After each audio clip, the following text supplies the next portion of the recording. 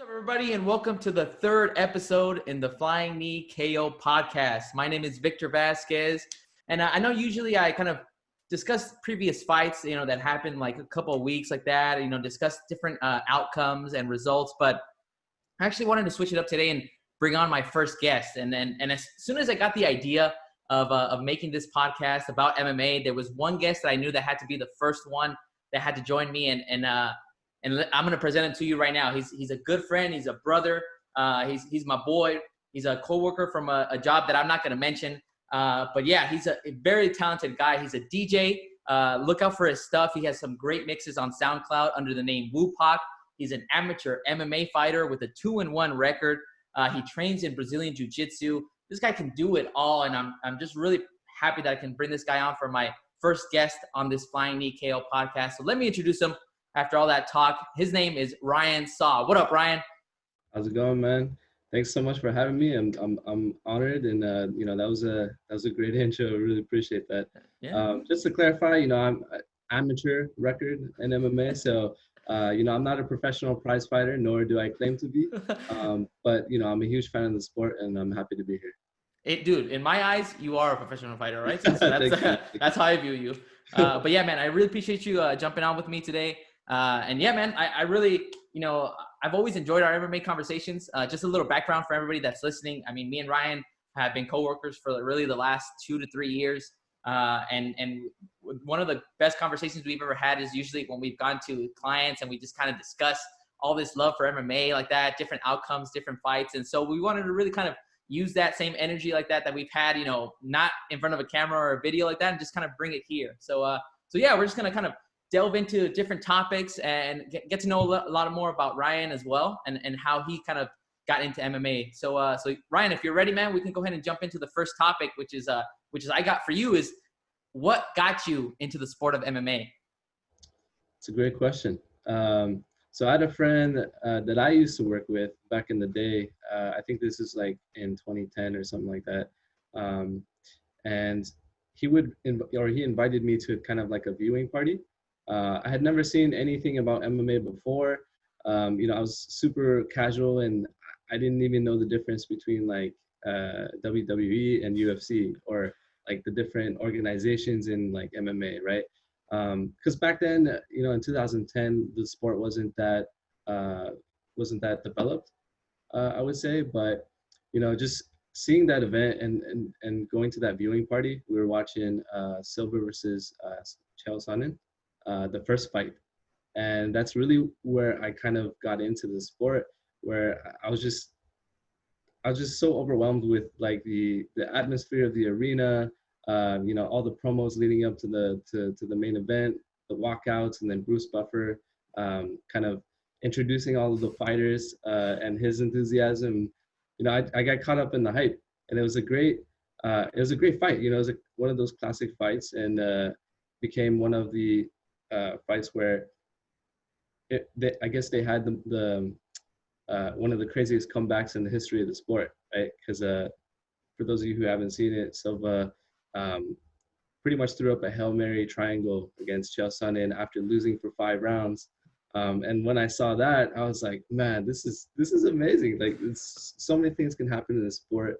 I thought Silva was going to lose at that time. I didn't know who he was.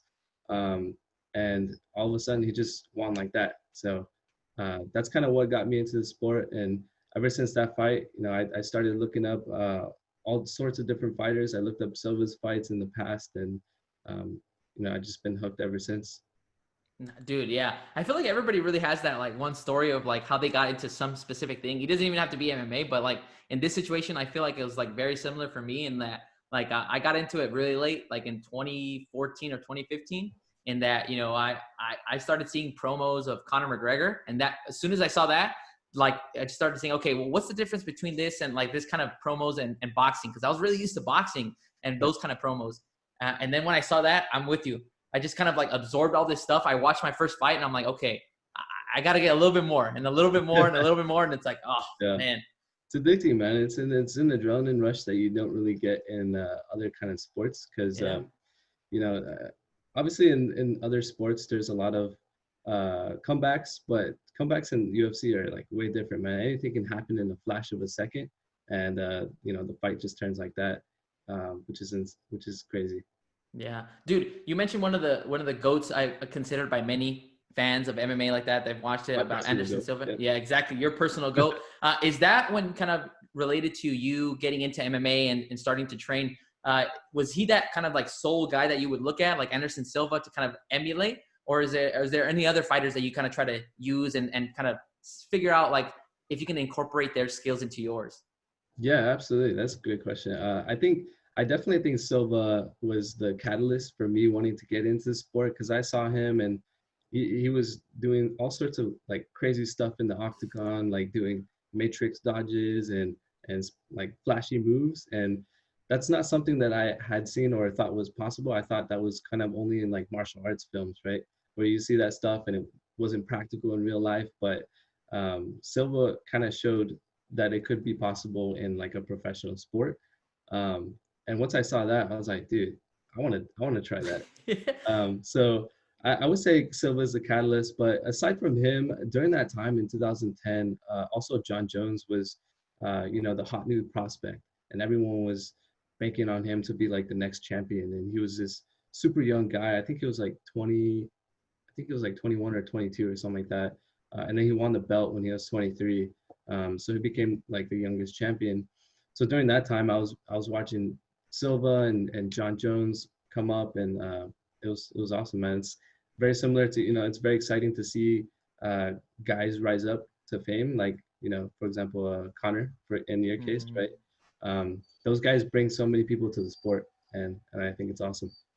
And it's crazy how usually like there always is that one kind of athlete in every sport that kind of either transitions and kind of brings in a whole new generation of fans. You can like in my case it was Conor McGregor. For other people could have been Ronda Rousey. For you it was like Anderson Silva. And I guess like the UFC consistently if they can continue to find those kind of stars that can revolutionize and kind of bring in more eyes into the sport, dude, it's gonna just keep growing and keep blowing up. Which, dude, it kind of leads into the next thing that I wanted to kind of bring up. You mentioned that you do have like that inspiration from Anderson Silva and kind of to train. What about now, man? I mean, now you said it 2010. You started watching the sport. You started absorbing it.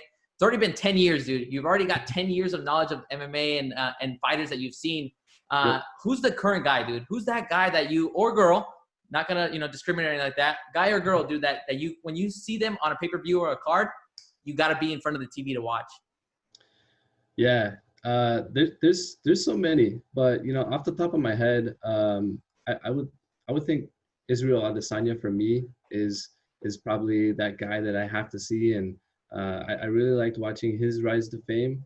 It reminded me so much of Anderson Silva. Everything from his come up and his rise in like kickboxing into MMA, and then even stylistically they're both very similar. They're counter strikers. So that to me, I made Israel Adesanya a must watch for me. Aside from him, obviously, I don't think I'd ever miss a Conor McGregor fight. The guy's just super entertaining always, and his style is fun to watch as well. No, I'm with you. I'm with you on both. I mean, you and me have always like gotten so excited like that, especially for Adesanya. I'm always gonna remember. I think the first UFC event that we watched together was Adesanya versus Silva, and Oh, I was like it? you. That was quick. Yeah, that was the first one, dude. And then like I remember because we would talk about it before, and Yeah. then I remember like I would mention to you like, hey, like have you heard of this guy, Adesanya? And he'd be like, I think you had heard of him like that. And you're like, yeah, yeah, yeah. And then as we started seeing him kind of rise, I remember when we heard about him facing off against Silva. Like I remember going to your house and how nervous you were because on the one hand you loved Anderson Silva so much, That's it. you didn't want him to get wrecked, but you also loved this guy that was coming up and you knew this was his moment. And then like, Yeah. dude, you were stuck like right in the middle, Ryan. You were stuck like you didn't know who you were gonna go for. You just wanted to enjoy it like that. Yeah. No, that was awesome. I didn't remember that was the first fight that we watched together, I but remember everything, bro. I remember everything. yeah. I'm married with an elephant, man. But yeah, like it was kind of a love-hate thing. Like uh I didn't want Silva to get knocked out because that dude is my idol. I idolized Mhm. him and he's the reason why I got into sport. But at the same time, I didn't want Adesanya to lose because this guy was that fight was kind of like a passing of the guard. It felt like, and it had a interesting kind of vibe to it. But overall, it was super exciting. You know, and I know that there was a lot of split reactions with that fight. People saying that it was boring and that there wasn't enough action. But me personally, like sitting there and watching it live, I felt the tension, and I thought it was an exciting fight. Dude, you What were did on you the edge of your seat, dude, when you were watching that fight. And I remember I was right next to you, and you were just like zoned in, dude. You just like, okay, you can't miss 1 second of this fight. You're like, okay, yeah, it was awesome though. It was a good experience though. I'm with you. Yeah. I mean, the fight could have ended at any moment. I think that's what made it kind of so tense. Like any one of those dudes could have got knocked out, right? Exactly. As what happens with the sport. But there were some good moments in that fight. What did you think? No, dude, I thought the same thing because, like, to me, I mean, I kind of got into Anderson Silva very late, considering that I got into the sport, like, you know, in 2014, 2015. So my recollection of him was just watching old videos of him. I mean, you sent me a whole, like, gigabyte of just a bunch of Anderson Silva videos, John Jones, and there's just a bunch of fights like that. And, you know, and I remember watching those. So I never got to experience, like, watching him at his prime live, which kind of disappointed me a little bit. But then seeing Adesanya kind of go up that same rise to make that doesn't make me feel like, okay, at least it compensates it for not seeing Silva, but at least I can say that, you know what, I mean, the rise that we're seeing of Adesanya is like, okay, I can at least talk about this, you know, to like my kids if they ever get into MMA and be like, you know what, I saw probably one of the greatest of all time like that, and that rise from 1 year. Yeah. He went on like 4 fights, dude, in less than a year, and we saw them all, dude. We saw Silva, and against Gastelum, and then against Whitaker, and I'm like, dude, it was amazing. That was a crazy year. Yeah, he was one of the more active fighters, and every one of his fights was super exciting. I mean, it's unfortunate that his most recent fight wasn't that exciting against Yoel, but you know, it is what it is, and he's still the champion. So exactly. Yeah. No, dude, I'm with you. But yeah, I all the points you hit on Adesanya, I'm with you like that. Conor McGregor, the same thing, dude. To me, again, that's the guy that got me into the sport. So whenever he comes back, whenever he fights, like, I'm all in. I'm invested. When he came back against Cerrone, dude, I was again the same way that you felt against Silva and Adesanya. That's how I was on the edge of my seat, because I mean, to me, when I felt like if he were to lose to Cowboy, dude, I felt like his career was over. Yeah. He had gotten to such a high point in his career that I was like, you know what? There's so much tension like in that cage, and then how he was able to pull it off in 40 seconds was, oh, dude. Dude, it was amazing, man. I mean, you couldn't ask for a better comeback to the sport. Yeah, dude, exactly. Yeah, him, and then I guess for me, any other fighter that I would probably want to mention, Max Holloway. Dude, I love watching Max Holloway like that. I love it whenever he has those post-fight interviews like that with Joe Rogan like that. The Blessed Express, all those funny things that it says. It is what it is. All those fun stuff like that. But yeah, I love watching all those different fighters on the rise. I mean, Amanda Nunes, the GOAT of the women's division, going to fight this Saturday. So there's just plenty of stars, and hopefully they get the attention that they deserve, really. And hopefully they get paid for, all the attention that they're getting as well. So, but yeah, I mean, we talk about that, man. I kind of want to move on to another topic. I've been wanting to talk to you about this for the longest, because you and me, I mean, since I want to say since we started talking about MMA, we've always been discussing about Tony versus Khabib. And I remember you and me always saying, okay, dude, I mean, it has to happen eventually like that. And it's going to get made one time. Like it's already been 4 times. This 5th time is going to be the one, dude. And I mean, it was set in stone. We thought it was going to be April. We were already set, dude. The promo came out, dude. I was legit. I'm not going to lie to you, Ryan. You can even ask Liz, my girlfriend, like you can ask her. I watched that promo almost like every day like that when it came out like that, like 5 days in a row, because of how much it hyped me up. Oh, dude. Give me your reaction, dude. Yeah. When Tony lost. Dude, same thing as you, man. And I was excited for that fight. The first time it was announced, and the second time it was announced, and the third time it was announced. And then, by the time it got to this last round, I watched the promo. I was still super excited, but it was kind of one of those things where, like, I'll believe it when I see it, and when it happens. And then lo and behold, the MMA gods have spoken, and whatever circumstances, the fight didn't happen, and then now Tony lost to Gaethje, and now Gaethje's in line for the belt. So, dude, it sucks. But I guess that's what happens in the sport. And it's unfortunate because we missed out on possibly one of the greatest fights of all time. These two guys were on the longest streaks, I think, in the UFC. I'm not sure if there's a longer streak that than Tony and Khabib.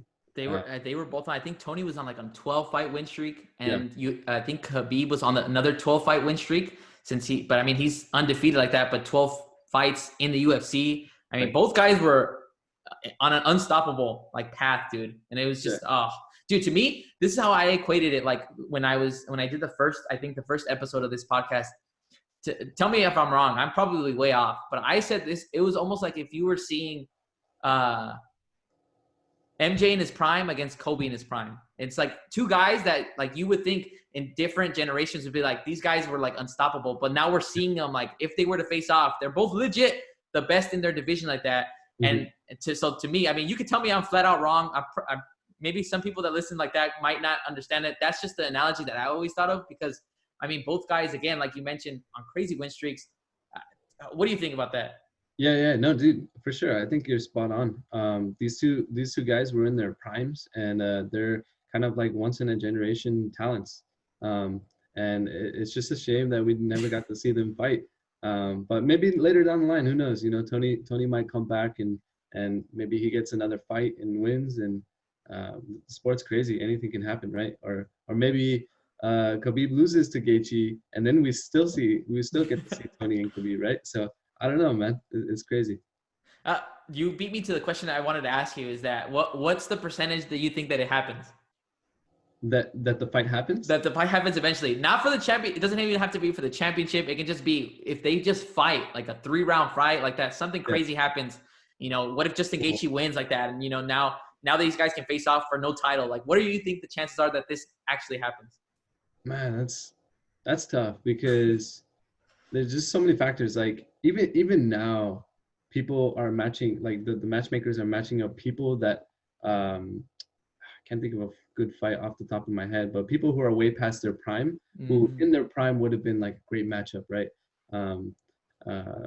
But yeah, I think Khabib would want to retire undefeated. So I'm not sure how much of a possibility that would be. So if it's gonna happen, it's probably gonna happen within the next 2 years. Because at least in my opinion, I think Khabib is going to retire pretty soon because he has nothing left more to accomplish in the division. He's wiped out that division. And I don't know, maybe he wants to try and become a double champ. Who knows? But in terms of a percentage, there's so many factors. But if I had to put a percentage at this point, how I'm feeling, I think 40%. That's pretty good, man. No, yeah, I'm, you know me, dude. I'm way more optimistic like that. I'm optimistic about everything. I'm with you. I feel like he has to get through Justin Gaethje like that and then kind of evaluate what's left for him. To me, if he probably wants to have that like name on his legacy for like Tony Ferguson, I mean, at this point, it would have been much nicer if he would have beat him on that 12-fight win streak. That would have been, oof. There's no question he's the best lightweight of all time. Mm-hmm. To me, I feel like I'll say it's like at a 60% that it happens. I'm over 50%. I feel like it can still happen because to me, if Tony gets one more win, like if for example, like if Tony has the possibility of fighting, you know, off that loss, he can fight like Dustin Poirier, or I would love to see him against Conor McGregor as a co-main event. Co-main event under Justin Gaethje and Khabib, and then you have one of those winners go back up for the title. I mean, dude. That just blows my mind. Like, and he's one win away. Yeah, absolutely. Yeah, I you know, again, I think if it is gonna happen, it'll happen within like 2 years. Otherwise, I don't think it's gonna happen. Yeah, I think it drops to zero after that. Yeah, that's true.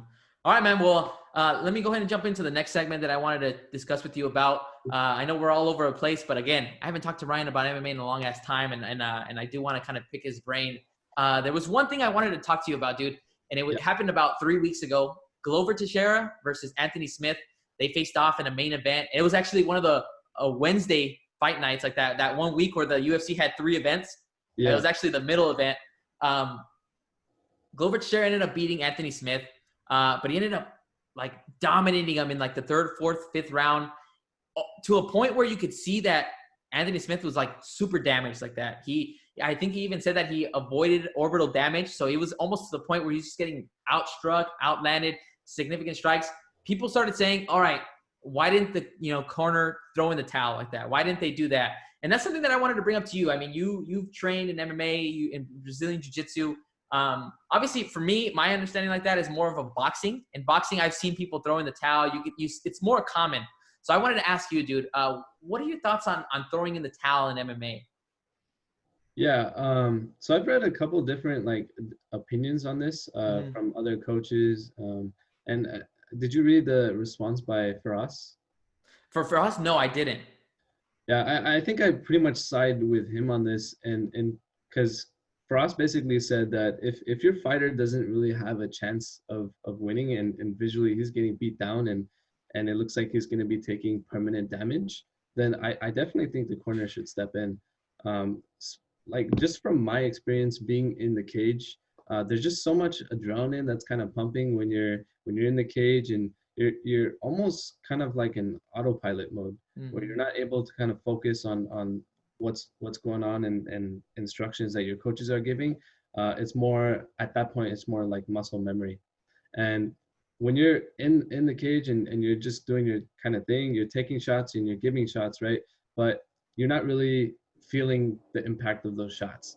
And I think later down the line that could cause like permanent damage. And when you have your corner out there they're looking from the outside in, and they're able to see that, I think the fighter's judgment is a little bit impaired at that point, right? He took a beating, man. He took a beating, and it didn't look like he was giving anything back.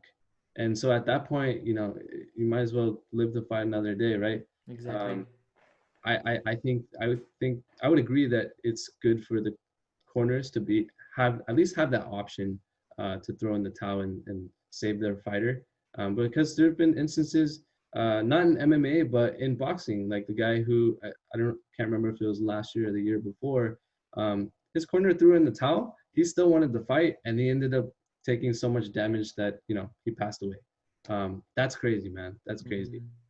So to prevent anything like that, and to kind of preserve the integrity of the sport and that image of MMA and it being like a violent sport and all that kind of stuff, I think in order to move more into the direction where it is more of a respectable sport in a lot of other people's eyes, maybe more casual fans, I think it's good. No, dude, it's a great point too. No, that's a great point. I was gonna say like the same thing. Is like, do you think like basically not even the sport itself, but the fighter's mentality almost has to evolve, right? Where like, I mean, dude, me and you have heard it, and I'm pretty sure me and you appreciate it. Is like when a guy says, "I'm gonna die out in the cage on my shield like that. I'm a warrior like that. I step in there." And like one of the best quotes that I ever heard was Mickey Gall. He one time said that other sports are simulated war. Like football is like a simulated war. You can crash into each other, but you stop eventually, right? And he says here in the cage, it's not simulated war. This is war for reals, and it's like you're literally fighting for your life. And it's, dude, when I heard that quote, I was like, dude, that's so true. But then you go back to how you said it like that. If you want more eyes on the sport, maybe it does have to evolve. Where yes, we know that their mentality is going to be way different than, dude, me. I would have told my coach or any like corner, throw in the towel like that as soon as I'm getting hurt like that, because my mentality is just way different. I'm not a fighter. And that's why I wanted to kind of get your side of it like that and say, because some fighters, again, they'll just go down on their shield like that. They'll get knocked out, slept, they'll get submitted. Doesn't matter like that because they do not want to show that weakness. And I think that's where it comes like that. It's like, is it where the fighters now are going to have to kind of evolve and think differently in that situation? Yeah, no, I definitely think, like I mentioned, sometimes a lot of the times, fighters' judgment is impaired, right? You have a lot of adrenaline pumping, and of course you're gonna say like, let me go out on my shield, I'm gonna fight to the death, etc. But everyone wants to be a warrior, but I mean, really, like this is your career, right? This is or might possibly be your career if you're a prize fighter. And if you are a prize fighter, then you got to take care of the hardware, right? I forgot who it was that said it, and maybe you can tell me who it was because I've heard this quote a bunch of times. But upgrade the software, but protect the hardware. Oh, Was it? I think it was McGregor's coach. yeah. That. I think it was Coach Kavanaugh. I think that said Yeah, that. Coach Kavanaugh. Yeah, and I live by that, man. You know, so your body doesn't get any. Well, it might get better, but you're in your prime years. You gotta take care of yourself because otherwise there's some permanent damage later down the line. Exactly. Tough fun in games until it gets there, right? So. Exactly. Well, let's pray to the MMA gods that nothing happens to those fighters in the UFC. Yeah. All right, dude. Well, great discussion on that. I wanted to move on to the next topic. I actually wanted to switch it up on this one. I wanted to ask you, I'm going to give you 3 different fights, dude, and I want to get your perspective. Which one excites you more and gets you more pumped to watch it, all right? So Sure. the 3 fights that I'm going to offer you is DC versus Stipe 3 trilogy to end it all, to determine who's the best heavyweight in that division and the best heavyweight of all time, possibly. Number 2, Justin Gaethje versus Khabib. We talked about it a little bit in that Tony versus Khabib segment. And the 3rd fight I have is the style bender, Adesanya versus Paulo Costa. Give me your feeling, dude. What makes you and gets you excited to kind of watch one of these 3 fights? Which one's number 1 for you? Number 1, if I had to rank them, I'd probably say Adesanya because earlier I mentioned that he's one of the fighters where I wouldn't want to miss one of his fights, and I'm very interested to see how he handles the Paulo Costa because that guy's made of steel, just like Yoel Romero. And speaking of Yoel Romero, that fight against him, man, that was crazy. But not to go off on a tangent, but. Yeah, I'm super excited for that fight and to see how Izzy kind of handles that because we didn't get to really see a lot of what he can do against much stronger opponents against Yoel Romero because it was a pretty passive fight, not a whole lot of action, and Paulo Costa's style is that he charges forward and he's not scared to get hit, so. I'm excited for that. Second, definitely like Khabib and Gaethje, just because that's a title fight and they're top contender against a guy who's been undefeated. And then last, I'm not honestly too excited about DC versus Stipe 3. I think DC won the first one pretty handily, right? He knocked him out super quick.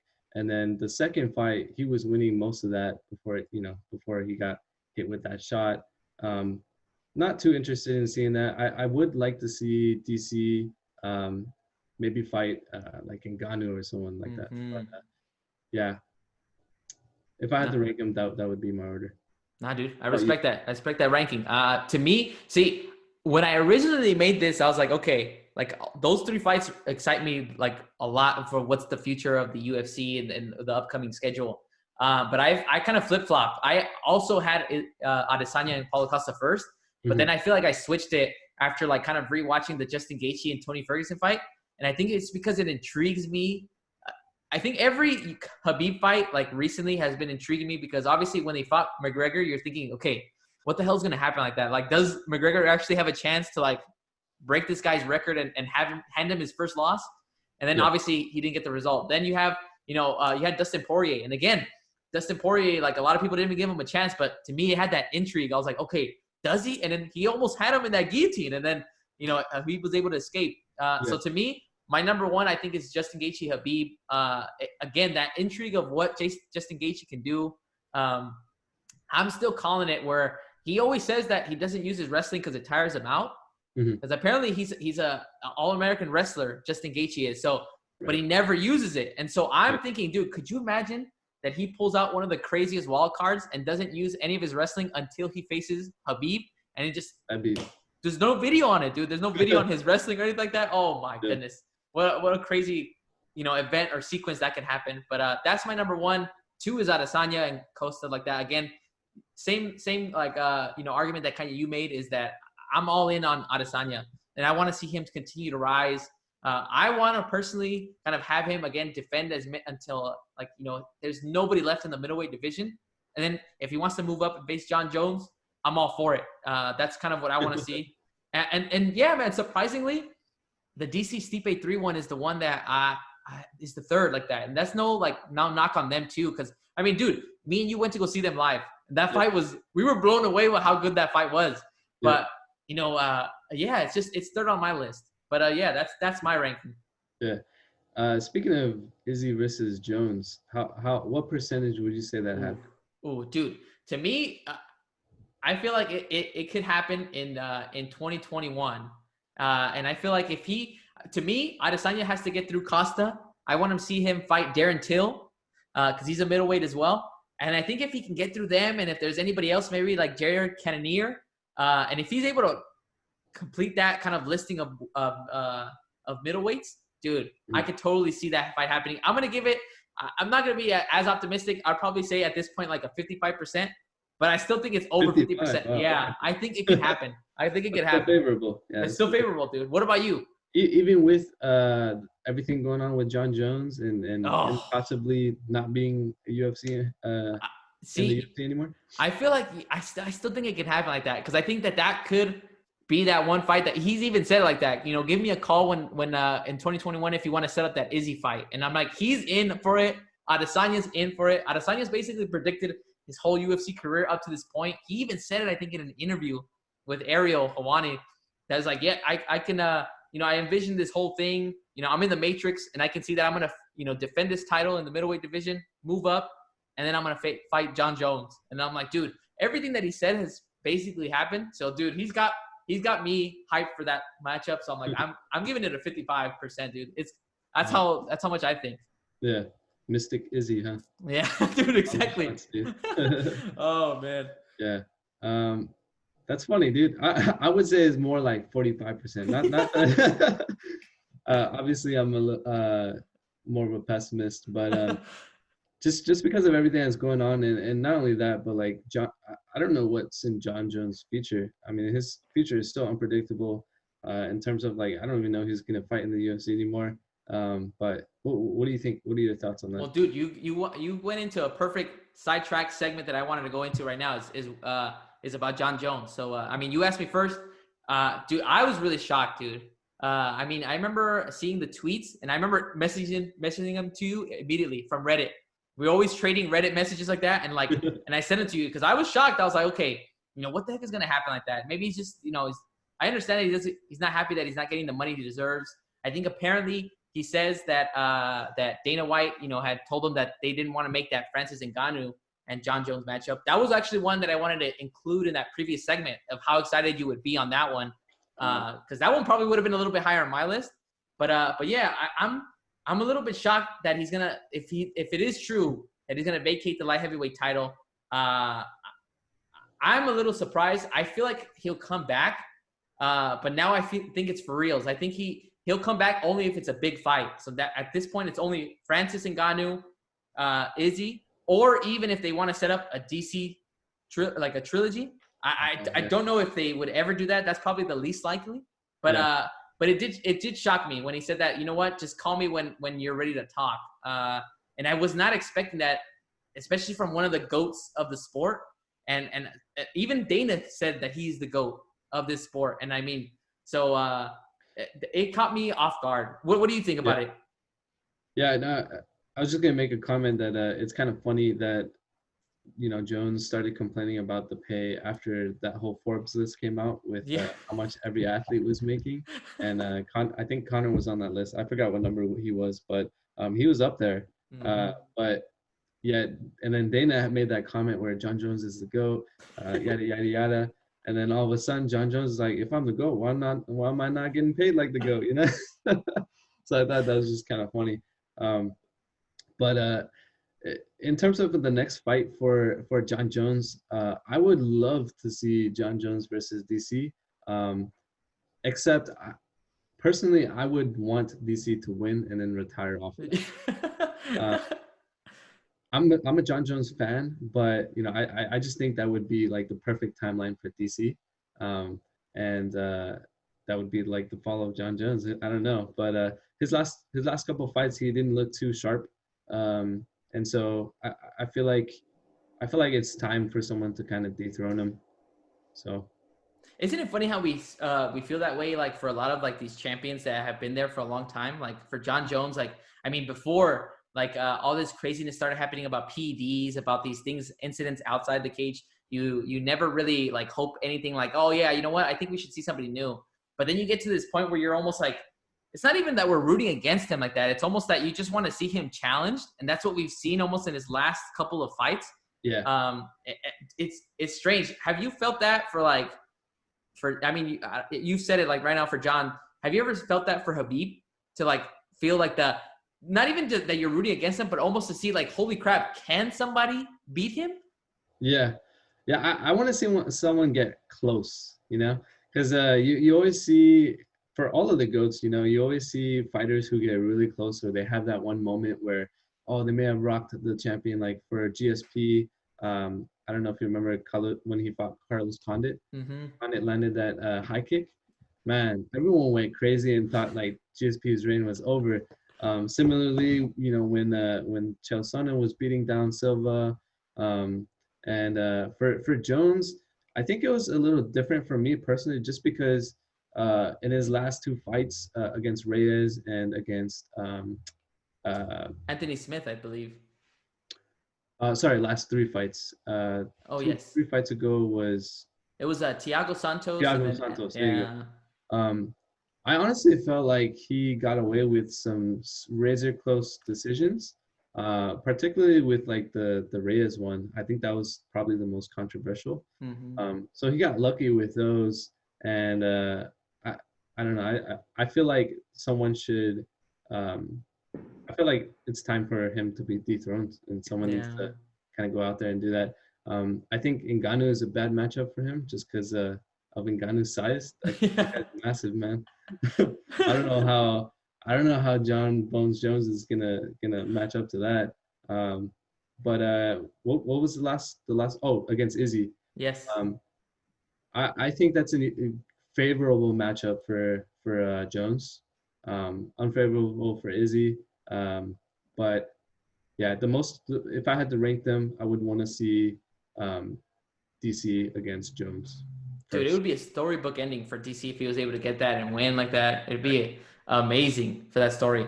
I guess just to kind of discuss a little bit more, do you give John Jones more respect if he were to get that Francis Ngannou fight? Because, I mean, nobody calls out Ngannou. I mean, you saw what happened to Jairzinho Rozenstruik.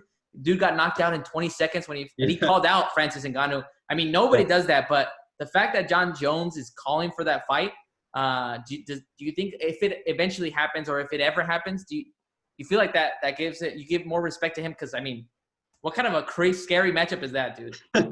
No, absolutely, man. I mean, Ngannou is probably the scariest guy in all of MMA. I mean, dude, I said it before, dude. Sorry to interrupt. I said it before. Yeah. I said, not only is this dude the scariest guy in MMA, dude, the scariest guy in the world, dude. That dude literally knock anybody out, dude. Like, oh my goodness. Yeah, for sure. But yeah, credit to Jones. If it actually happens, I'll give him props, man, even for stepping into the cage with Ngannou. But obviously Jones is a huge threat himself, and a lot of people consider him the GOAT. So I'd be interested if he does beat Ngannou, dude. He's man. I think that moves him up to the GOAT status. Yeah, definitely. I know a lot of people. I think I saw a poll recently where they polled the fighters, and the fighters, I think 30% of the people said that GSP was the GOAT, which I don't necessarily disagree with. You can make an argument for GSP or Silva or John Jones, but John Jones, for me, in terms of like his talent and how dominant he was in the octagon, and how long, I think he's got to be up there for sure. Yeah, definitely. Dude, you're sidetracking me to other subjects, and I'm gonna keep. Dude, we love to sidetrack, dude. So I'm gonna sidetrack it right now. You're mentioning the GOATs. We just saw 3 weeks ago Henry Cejudo beat Dominic Cruz, defended his bantamweight championship. You're thinking, man, this guy, who's the guy that's gonna beat him? Apparently nobody, dude, because he's gonna retire now. So he's gonna ride off into the sunset. Where do you rank him, dude? I mean, he's an Olympic gold medalist, flyweight championship, bantamweight championship, beat Demetrius Johnson, considered one of the GOATs. He beat TJ Dillashaw on performance-enhancing drugs, and then he beat Dominic Cruz. Where does he rank in yours if he actually does retire? Yeah, if he actually did retire, I don't think I would put him above Silva or Jones or GSP. In terms of accomplishments, if we're just ranking by a guy's accomplishments, dude, the guy's got like one of the more amazing resumes. But in terms of like, I guess the not the competition, because he's fought some pretty great fighters too. But I don't know, man. I think Consistency? yeah, consistency, and then also uh, in that division, there's not a whole lot of, similar to when the women's division first came up, right? There's not a whole lot of fighters that are uh, stacked in that division, I would say. But he did fight all of probably the best fighters of flyweight division and the bantamweight division, and he won definitively. So props to him. But I don't think I'd put him above. He's definitely, I would say, probably top five, Yeah. maybe fifth. I would put DC above him, Yeah. but yeah, that would be my ranking. How about you? No, yeah, similarly, like I would put him top 10. I don't know where exactly I would want to put him because obviously, I mean, off the cuff, I forced you to kind of give an answer of where you would rank him. I'm similar with you. I would be tempted to put him like sixth like that, sixth or seventh, just because Okay. again the accomplishments are pretty incredible. I mean, I think he is the only Olympic gold medalist and double champion because I don't think DC won a medal. I think gold medal at least in the Olympics. So I mean, as a combat athlete, the dude's one of the best like that. And like you said, accomplishments. He for sure has accomplished everything that he set himself like out to do. But yeah, I still see a lot more of other fighters. For me, like you mentioned, GSP is number one like that. You have Silva. No matter what you think of John Jones has to be in it. DC, I think that's where it kind of gets tough. But I think we could save that for a later time. Maybe we can make a list of like who we think are the 10 best the goats of the sport like Yeah, that. the But GOAT discussion will never end. it will never end. But dude, you brought up some good points that I kind of want to go into the last segment, in which we would talk about UFC 250, which will actually be tomorrow. We're recording this on Friday, so it's actually tomorrow night. It's headlined by Amanda Nunes versus Felicia Spencer. Should be a fun matchup. But there's also a lot of good cards in that main card, a lot of bantamweights. And you mentioned that, maybe at bantamweight there wasn't any other fighter that maybe had called out for Henry Cejudo to kind of fight. Dude, there's a lot of good bantamweights that I thought like were going to be a good challenge for him. Unfortunately, he's not going to be able to fight him. One of those is Cody Garbrandt versus Rafael Assunção. Dude, you and me, I mean, we also discussed a lot about Cody, dude. We saw the rise of his when he ended up beating Dominic Cruz. To me, that's probably one of the that's another list. Okay, sidetrack again. Another list that we got to make is probably the best title performances that we've ever seen. Oh yeah. Because to me, that Cody Garbrandt versus Dominic Cruz was probably one of the slickest. I've never seen anybody in the flow in a championship fight like that. It was incredible what Cody Garbrandt did. But yeah, we can always talk about that another time. That way we don't sidetrack each other like that. But dude, what do you think of Cody coming back? He's coming off of already, I think, 3 losses in a row. So what do you think? Are you excited to see him back? He's actually the co-main event. Yeah. No, I'm super excited. I like Cody as a fighter. I think he's a super exciting fighter. He's one of those guys, that'll stand and bang, for good or for bad.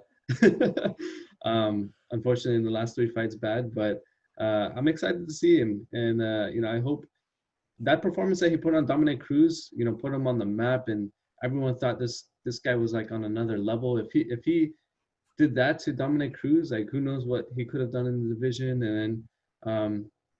I don't know what happened, but the next 2 fights, next 3 fights didn't go so well. So I'm excited. I hope he returns back to his old form when he fought Dominic Cruz and he gets into that kind of rhythm and flow again, because that was amazing to watch. It was a masterclass. Definitely. Great word, dude. Masterclass. Because it was really good. I was like blown away by how he was able to perform against what many thought was like the best bantamweight of all time in Dominic Cruz. So that was amazing. I'm excited with you, man. I'm hoping that he gets back on track. Again, he doesn't have that stand and bang or that let me bang bro from like Julian Lane like that. He just has that mentality, man. But I'm hoping that he hopefully changes it somehow like that. Maybe something that he's evolved. Maybe after a few losses. I'm assuming. I mean, you can tell me. You're the fighter. You're a professional fighter in my eyes, Ryan. So you tell me. Like after these fighters kind of go after a loss, like something's got to change. Something's got to evolve a little bit, or they have to have some type of discussion where they kind of have to see themselves like almost personally and see, okay, what do I got to change?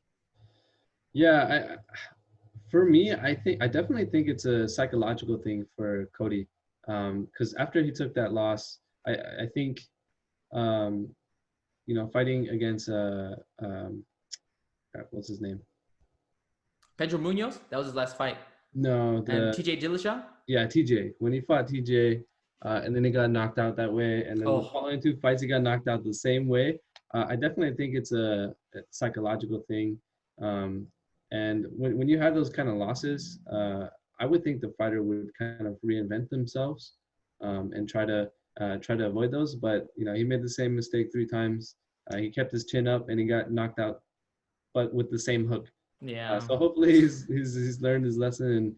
And I definitely think it's a mental thing for him, because taking a loss like that after, because prior to that he never lost, right? He was defeated.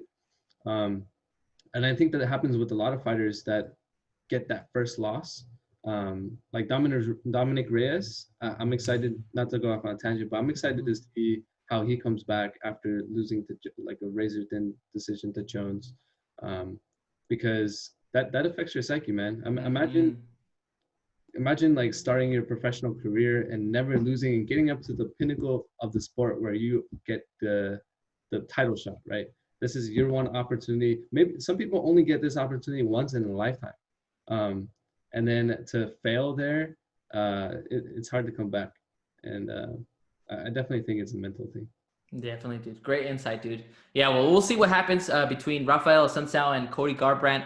That'll be the co-main event of tomorrow night's card. The main event, dude, is the GOAT. I mentioned it earlier. Amanda Nunes fighting off against Felicia Spencer. I mean, what else, can Nunes do? I feel like it's just like you mentioned earlier. Some of the women's divisions is not as stacked as the men's. Obviously, they're still growing. They're still trying to sign different fighters. How excited are you for that main card, like that main event for that card? We are seeing one of the greatest, and that's why I try to appreciate as much as I can, because she is just unstoppable. And we got to also give some props to Felicia Spencer. In her last fight, she, I think, ended up losing to Cyborg, but she went all 3 rounds. So I think they really praised her toughness. So I'm really intrigued to see how tough she can be against Amanda Nunes, because you see her throw bombs, the only woman to knock out Cyborg. So tell me, dude, how excited are you for that main event? Yeah, no, I'm super excited. I became a huge fan of Amanda Nunes, and I definitely think, without a doubt, she's the GOAT woman by far. Not to discredit Ronda or anything, she's a Hall of Famer. But Ronda came in at the right place at the right time, with the right tools, right? She was one of those fighters that was just a level ahead of everyone else in the game, and it was clear. Similar to Silva and Aldo and Jones. That's why they had kind of the throne for so long. But Amanda Nunes has been like taking out killers, who many consider were like the best in that women's division. And then she went. I really had no words. It's just one of those fighters where you just wanna continue seeing them, and I think she'll retire as the GOAT for sure. Definitely, yeah. So we'll see what happens on tomorrow's night in that main event. You still got to give props again, and you got to give that kind of confidence to Felicia Spencer. Again, she's super tough, and she's not overlooking it, and neither is Amanda Nunes overlooking that fight. She even knows that, even though Amanda Nunes, probably a lot of people are favoring her, I think she's even said in different podcasts or interviews that, she doesn't look over any opponent. So, any fighter, especially in that cage, has a chance. So you just never know what can happen. So we'll see what Felicia Spencer can do. Dude, any other fights that you're excited for UFC 250? I think I have the card right here. A lot of bantamweights, which I'm really excited for. Just to name off a few: Aljamain Sterling versus Corey Sandhagen. You have Neil Magny versus Anthony Rocco Martin, and then the fight to kick it off for UFC 250 is Eddie Wineland versus Sugar Sean O'Malley. Any other fights that you want to highlight, or any you want to discuss? Yeah, that last one that you mentioned, Eddie Wineland versus Sean O'Malley. Just because of the last fight that I saw, Sean O'Malley, man, that guy is entertaining. super entertaining. Like I love his style. It's funny because that's what Sean O'Malley is. What I thought Eddie Wineland would have been when Eddie Wineland was coming in, and he was this super flashy striker, and he would throw like crazy cartwheel kicks and spinning back kicks and get knockouts that way, right? But Sean O'Malley is just on another level. He's one of those young contenders, and he's undefeated as well. So I'm super excited to see that. And then Aljamain Sterling, you know, we saw him live, and I was super impressed. I didn't know him before, but he's facing Corey Sandhagen, and I did see Corey Sandhagen's last fight. That guy looked super impressive, super lanky looking bantamweight guy. Very tall, dude. He's like the tallest bantamweight. I think he's 5'10". So he's like my height, dude, but like only 135 pounds. So he for sure has the like almost like a height advantage over every bantamweight that he's probably gonna fight. Right. So yeah, I think all of the fights are pretty damn exciting. I'm excited for the card. Yeah, dude. Same here, man. Well, guys, that's it for episode 3. I want to thank Ryan so much, dude. I appreciate you, and I owe you a lot for coming in, dude. Being my first guest, man. Dude, you are more than welcome, and I'm almost saying that you're forced to, dude. Now you're in it now, dude. Now you're coming in on every podcast like that. Every show I can get you on, you're gonna come on. We have all these different side segments that we have to get into and delve into, and I'm pretty sure we'll go down rabbit holes that we probably shouldn't do like that, but we'll do it anyway because we love the sport. But again, Ryan, I appreciate you, man. You're a great friend, dude, and a brother, and I appreciate you being my first guest on the 3rd episode of the Flying Knee KO podcast, man. I'm honored to be the first guest. I appreciate it. All right, guys. Well, I hope you guys stay safe. I know during these crazy times, you know, all this craziness going around in the world, but again, just be kind to each other, stay safe, guys, and enjoy the fights tomorrow. All right, guys, have a good one. Peace out.